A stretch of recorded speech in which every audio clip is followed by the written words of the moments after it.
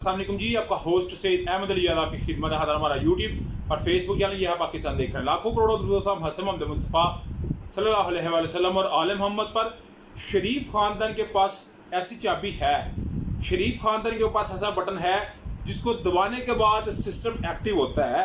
System को वो चलाना जानते हैं, सिस्टम को वो चलाना नहीं बल्कि भगाना चाहते हैं और 140 की स्पीड से भगाना चाहते हैं। जब ज़मीन से इतनी गाड़ी ऊपर होती है, जब चल रही होती है, मगर वो चलाना जानते हैं, चलता है सिस्टम।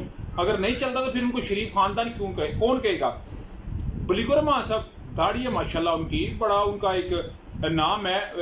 उनको कुछ हल्के बड़े इज्जत की निगाह से देखते हैं। मैं आपको मुख्तलिफ सियासी जमातों के अंदर, नून लीग के अंदर नहीं, मगर उन्होंने एक जो है वो प्रिंसिपल की छुट्टी करवाई और उस प्रिंसिपल की छुट्टी के ऊपर उनका वजाती बयान भी है। जब उनका वजाती बयान आया ना तो मैं उस वक्त बड़ा शॉक्ड हुआ। आहद चीमा साहब किसी तारीफ के मोहताज नहीं। ये आहद चीमा साहब एक ब्यूरोक्रेट थे। जितनी इनकी पे है, मेरी और जो पाकिस्तान में रहते हैं ना जो ब्यूरोक्रेट्स हैं, उनसे बहुत अच्छी इनकी पे है।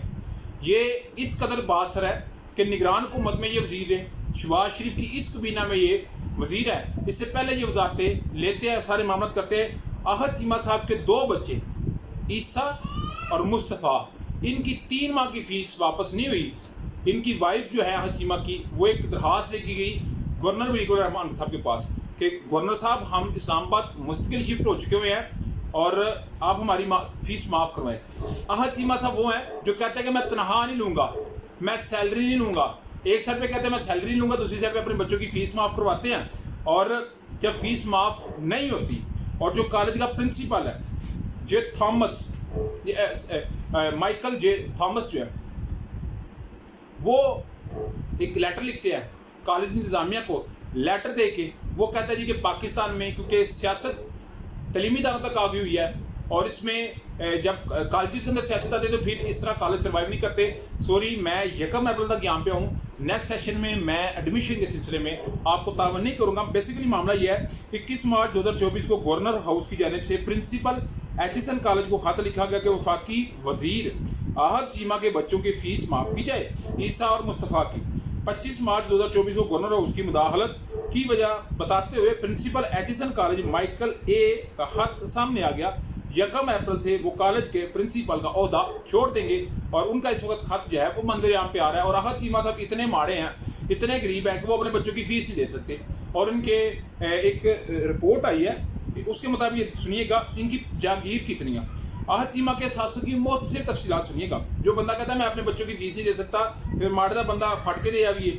आहद चीमा के पास 1 करोड़ मालियत की 1 अदद गैर registered Prado, 2 Honda civic, 2 Honda city गाड़ियाँ, मोजा करबाट में जरी अराजी और भरून मुल्क पोल्ट्री फार्म अमेरिका की मैरीलैंड स्टेट में आहद चीमा 6 एकड़ अराजी के मालिक। आहद चीमा ने अपने भाई अहमद सऊद चीमा के नाम पर $2 लाख अमेरिका भिजवाए।